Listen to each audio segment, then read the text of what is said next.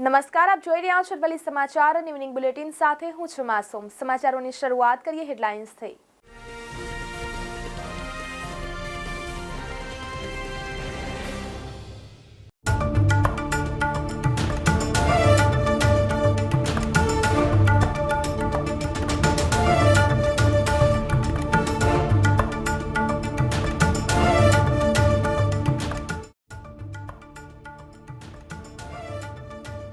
યાત્રાધામ પાવાગઢ ખાતે ભક્તોનું ઘોડાપુર ઉમટ્યું। વહેલી સવારથી જ મંદિર પરિસર ખાતે ભક્તોનું માનવ મહેરામણ।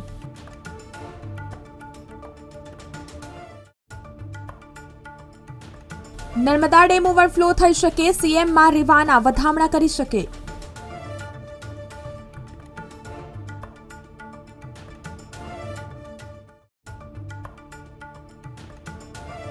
સરકારનો ખેડૂતો માટે વધુ એક આવકારદાયક નિર્ણય। લાભ પાંચમથી મગફળી, સોયાબીન, મગ, અડદની ટેકાના ભાવે ખરીદી।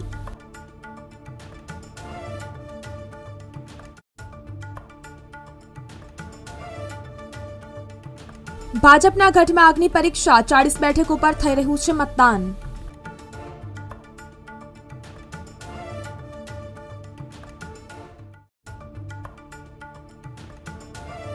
ઓક્ટોબરના પહેલા જ દિવસે મોટો ધડાકો, સવાર પડતા જ બદલાઈ ગયો પેટ્રોલ ડીઝલનો ભાવ।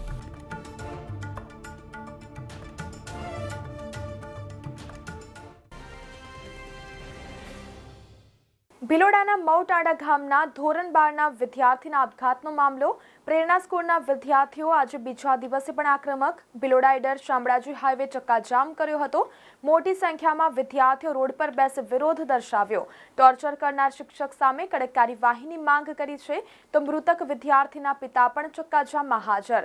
તો ભિલોડાના મઉટાડા ગામના ધોરણ 12ના વિદ્યાર્થીના આપઘાતનો મામલો। પ્રેરણા સ્કૂલના વિદ્યાર્થીઓ આજે બીજા દિવસે પણ આક્રમક। ભિલોડા ઈડર શામળાજી હાઈવે કર્યો ચક્કાજામ। મોટી સંખ્યામાં વિદ્યાર્થીઓ રોડ પર બેસી વિરોધ દર્શાવ્યો।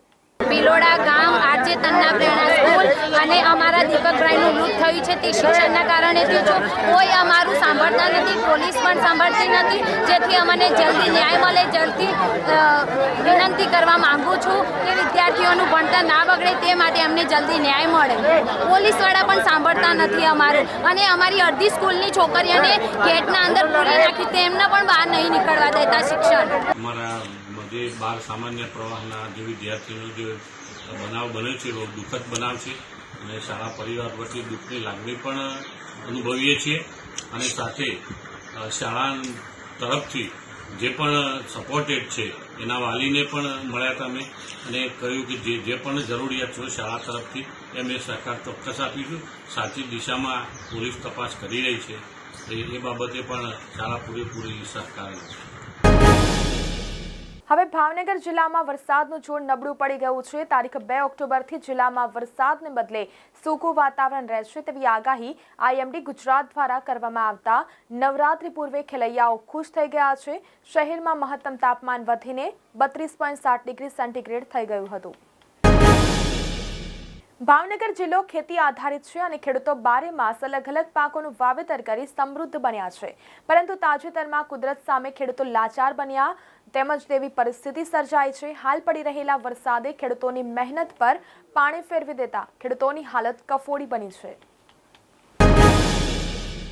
મહીસાગરનો કડાના ડેમ છલકાઈ ગયો છે। રાજસ્થાન અને કેચમેન્ટ વિસ્તારમાં સતત વરસાદના કારણે ડેમમાં એક સપ્તાહથી સતત પાણીની આવક વધી રહી છે।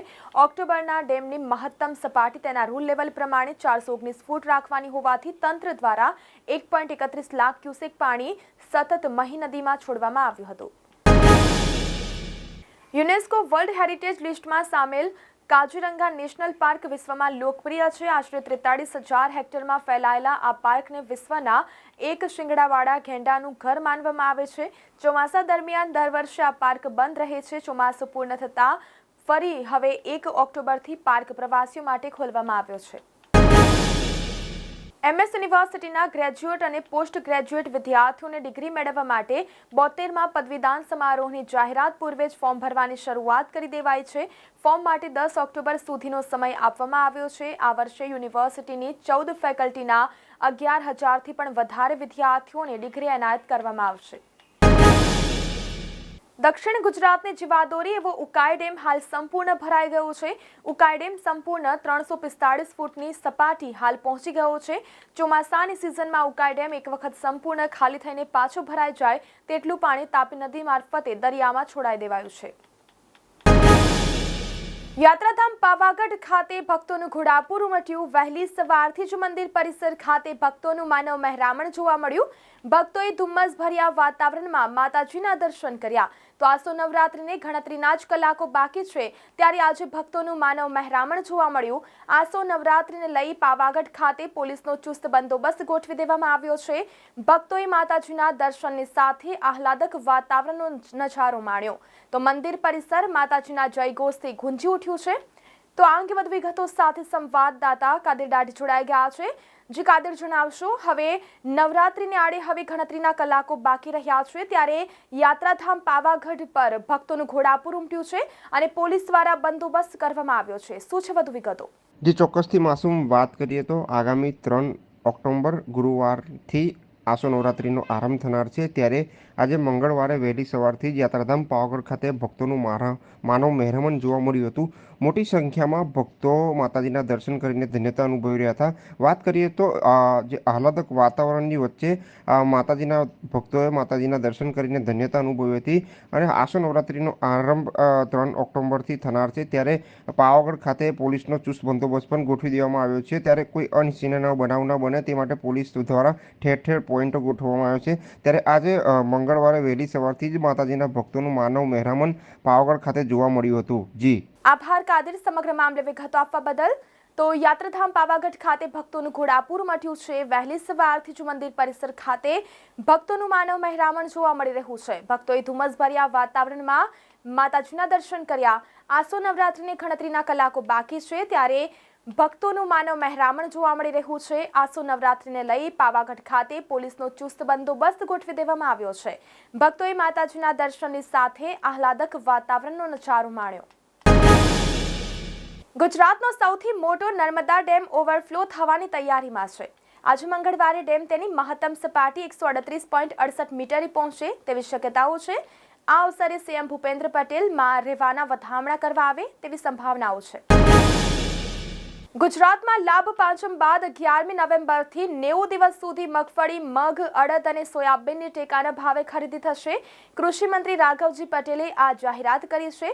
ખરીફ પાકોના કુલ વાવેતર વિસ્તાર અને ઉત્પાદનને ધ્યાને રાખીને ટેકાના ભાવે ખરીદી માટે 160થી વધુ ખરીદ કેન્દ્રો નક્કી કરાયા છે. જમ્મુ અને કાશ્મીર વિધાનસભા ચૂંટણીના ત્રીજા તબક્કાનું મતદાન આજે સવારે શરૂ થયું છે. 40 બેઠકો માટે થઈ રહેલું આ મતદાન ભાજપ માટે ખૂબ મહત્વનું ગણાય છે કારણ કે આ તબક્કામાં જમ્મુની વધુ સીટો પર મતદાન જોવા મળ્યું છે. 2014 બાદથી જ અનેક સીટો પર ભાજપની મજબૂત પકડ જોવા મળી છે. આ ઉપરાંત કેટલીક બેઠકો પર એનસી અને પીડીપીએ પણ મુકાબલો રસપ્રદ બનાવ્યો છે. તેલ કંપનીઓએ 1 ઓક્ટોબર 2024 માટે પેટ્રોલ અને ડીઝલના ભાવ જાહેર કર્યા છે. સામાન્ય લોકો હજુ પણ પેટ્રોલ અને ડીઝલના ભાવમાં રાહતની આશા રાખી રહ્યા છે. જો કે કેન્દ્રીય ઓઇલ કંપનીઓ તરફથી પેટ્રોલ અને ડીઝલના ભાવમાં કોઈ રાહત મળે તેવું લાગતું નથી. જો કે થોડા મહિના પહેલા ઓઇલ કંપનીઓ દ્વારા પેટ્રોલ અને ડીઝલના ભાવમાં સુધારો કરવામાં આવ્યો હતો. જો કે 1 ઓક્ટોબરના રોજ પણ પેટ્રોલ અને ડીઝલના ભાવ એવા જ છે અને તેમાં કોઈ ફેરફાર નથી કરવામાં આવ્યો. ઓક્ટોબર મહિનાની શરૂઆત થતાં જ લોકોના જીવ પડીકે બંધાયા છે. એક તરફ નવરાત્રીનો ઉત્સવ અને બીજી તરફ વરસાદની આગાહી. ઓક્ટોબર મહિનાની પહેલી તારીખથી જ વરસાદની આગાહી છે. હવામાન વિભાગના અપડેટ અનુસાર આજે ગુજરાતમાં અનેક સ્થળોએ ભારે વરસાદની તથા કેટલાક સ્થળોએ મધ્યમ વરસાદની આગાહી છે. રાજ્યમાં વરસાદ અંગે હવામાન શાસ્ત્રી અંબાલાલ પટેલની આગાહી એવું કહે છે કે નવરાત્રી દરમિયાન રાજ્યમાં વરસાદની શક્યતાઓ છે.